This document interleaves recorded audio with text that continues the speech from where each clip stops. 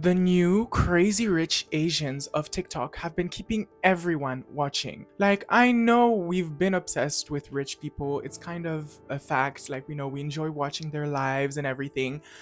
But what hidden marketing tactics do these newcomers use that keep us literally so hooked? Even who are they? Where do they come from? Where do they get this money from? Is this generational wealth? Is this money that they earn themselves? Because I'm telling y'all, they have a lot of money. As I was researching this video, I saw that one of them was literally having caviar as a late night snack instead of the microwave leftovers that all of us usually do. So I have spent the last week diving into their lives. And now, despite the fact that I feel like a complete peasant, I came out of it with some very interesting secrets. So get comfy, grab a snack, I don't know, put me over the counter while you do your dishes, I don't know. But yeah, let's get started. Obviously, if you haven't guessed it yet, these guys get their name from the Crazy Rich Asians movie, which is an American romantic comedy that came out in 2018 and that had its own share of successes, becoming, one of the highest grossing romantic comedies of the 2010s, but it also had its share of criticism, with people criticizing things like the lack of the representation of the ethnic diversity of Singapore, some whitewashing criticism, and some criticism, surrounding wealth glorification. But anyways, we're not here to talk about that. It gets interesting now because people on TikTok for some time, I mean like for a month or something, have been using the term crazy rich Asian talk to talk about a new brand of influencers that have been kind of taking over TikTok. Okay, so now I'm on Crazy Rich Asian Talk. I don't know how I ended up on Crazy Rich Asian TikTok. But I just came out here to say that I too have stumbled across Crazy Rich Asian TikTok. We've seen such influencers before with the likes of Nara Smith. But the thing with this new group of influencers is that firstly, they're of Asian descent and, they show off their wealth through things like hauls or like day in the life of, or, just showing huge Van Cleef unboxing. I don't know what they have with Van Cleef, but you're gonna see a lot of it in this video. You're gonna hear a lot about it because they are obsessed. I don't know. The main participants of this crazy rich Asian TikTok are, I would say, 3 girls that I kept on seeing coming up in the comment sections of the different videos that we're talking about crazy rich Asian TikTok. And these 3 girls were Becca Bloom, Leung, and Chloe L. I don't know what the rest of her name is, but it's Chloe L. That's the username at least. Who are these girls, and like what makes them stand out to the point that people are so obsessed with watching them? Imagine the first moments of your life being in a Birkin bag, literally. That is the life of Chloe L, who I will just be calling Chloe for the rest of this video because Chloe L is really hard to pronounce. Anyways, she describes herself as a stay-at-home daughter living in Singapore. So obviously, you guessed it, she lives in Singapore, and from what I researched, she is of Indonesian descent. Chloe is your everyday girl who just happens to be rich. At least that's how, she portrays herself on her social media, taking us along with her to her university classes or to visit her uncle who, happens to have $1 million koi fish to whom he feeds sashimi. I feel like every rich person has a little quirk that they love to spend money on. Mine is Van Cleef and my uncle's is koi fish. This is his $1 million award-winning champion koi fish that he feeds fresh sashimi from Japan. Or, showing us how she puts her dogs in her Birkin bags, or, just her in the jet, in her private jet, of course. And she also shows a lot of content with her mom. So yeah, we really get this essence of a girl who, she just happens to be rich and she's just sharing that with us. In her content, we see her top performing videos being a key series on her platform, which is things I thought were normal while growing up rich. And obviously, you guessed it from the title, in these videos, she talks about things that she thought were normal growing up rich. Things I thought were normal growing up rich with photographic evidence. I thought were normal growing up rich. In these videos, you can look at the comment sections, you have a lot of people applauding her for her transparency and her self-awareness. Because, people are like, well, she just grew up rich, so thankfully she recognizes that, She doesn't understand the world around. Apart, from her regular content, I try to see kind of like where she gets her money from. Obviously, it's from her family. Like we saw, she's a stay-at-home daughter. But where does her family get the money from? I looked on Reddit, and take all of this with a huge grain of salt. All of this is alleged and kind of like borderline conspiracy theories, because the main source is Reddit, and that's kind of the only place you can find this. But people have said that her father is, the son of this huge billionaire who owns a company, I'll put it up on the screen, that produces tobacco in Indonesia. And, he's a billionaire. So now that we kind of know who she is, what is the marketing behind her? Like, why are people so obsessed with her specifically? Firstly, we have transparency. Like we saw with her series, Things That I Thought Were Normal While Growing Up Rich, she's basically accepting that she grew up rich and that, this has always been her life. And people really appreciate the fact that she's self aware and that she's transparent and not trying to lie to us that she's relatable. She's rich, she's a product of her circumstances, and, that's just what her life is. And this is the transparency that fuels something else that is very important in her strategy, which is the fact that her content allows for escapism and allows her watchers to aspire to things that they might one day have. One day being probably never, because have we seen the economy? Yeah, anyways, basically, by giving us these details of her life, she's giving us content to write our narratives in our minds of, one day maybe this will be us. This is the money that we're gonna have. These are the things that we're gonna be able to buy. We're also gonna be on our private jets to go see our uncle's $1 million koi fish. It really boosts that. And in a dark time like the times that we're living in right now, this is like super important to the different people, and so she's directly providing a lot of value. Thirdly, we have her character flaws that are a big part of her hidden marketing strategy, because they allow people to build parasocial relationships with her.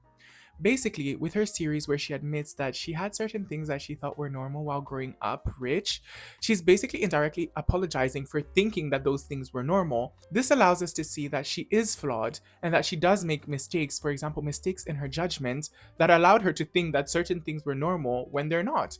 And so this flaw, is a key thing that we also see in different heroes, for example, in books and in movies, and it allows the audience to really connect with her, allowing them to build parasocial bonds where, by extension, certain studies show that when we have a parasocial bond with someone, we kind of see them as like an extension of ourselves. And so when they're successful, we see their success as our successes. And when they fail, we see their failures as our failures.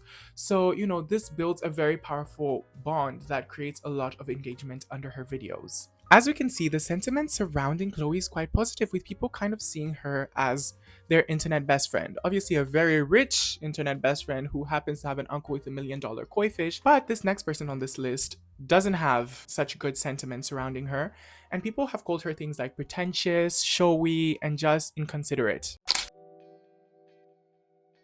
Her name is Leung, and she's a New York-based influencer. She shares her life just like Chloe, basically showing us, the parties that she's going to, showing us her friends, but especially there are key videos in her strategy that usually garner this hate towards her, and those would be like her crazy hauls. Like sometimes she has hauls that just seem inconsiderate.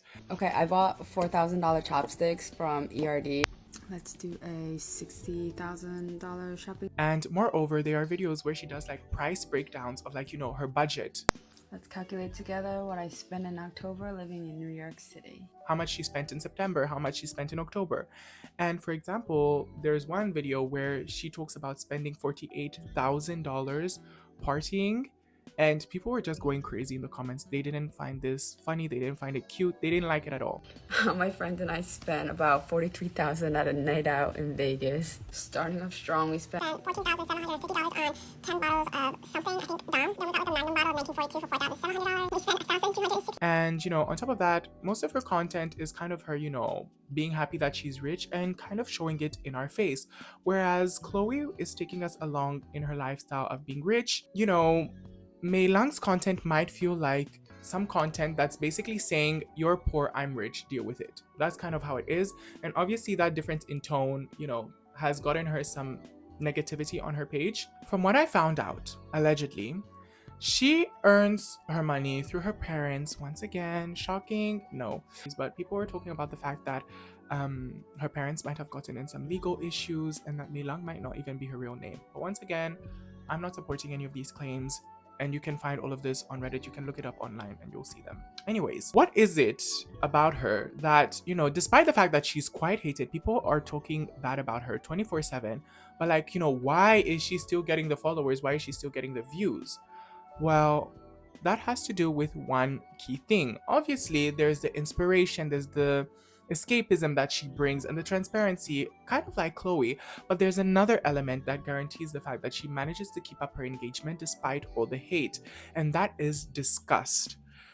When people see her videos, obviously, they aspire to have that kind of wealth, and they kind of think, if I had that money, I wouldn't be spending 48,000 on partying. That's inconsiderate, mostly in this economy. And so when people feel disgusted by her behavior, by what she spends her money on, that emotion is obviously a high arousal emotion, and it kind of drives engagement where people go into the comments to talk about the facts that she is basically wasting money, and that, she's being inconsiderate of the current context of the world right now.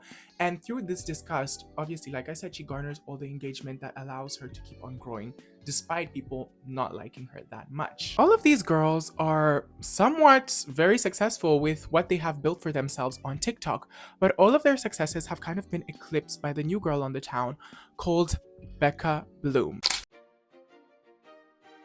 Becca Bloom, describes herself as a regular girl who grew up in a small town called Atherton. I was like, girl, what is this town? I went to look it up and I found out it was the richest one, like one of the richest towns in the United States, mind you. Anyways, putting that aside, she says that, she had a regular life, went on to study business and economics with a minor in law in Los Angeles, and that, she has a passion for dogs, fashion, the basic stuff. Who would have known that this, basic girl who happens to live in a super rich town would one day blow up on TikTok, where basically she created her account in January, and as of right now, 3 months later, she's at 1.1 million followers. What's behind all the success, you ask me? If we look at her content, we can see that she's been posting a lot of content in relation to her upcoming wedding in August. So I'm getting married at Villa Balbiano this August in Lake Como. This is probably one of the most sought after venues, and I fell in love with it the first time I saw it. I like your last name. Can I have it? With her husband, who also happens to be very rich and who works in the tech sector. He's from Canada, they're so in love, and she shows this in a lot of her videos. On top of that, she shows, the basic Van Cleef haul, because that's just...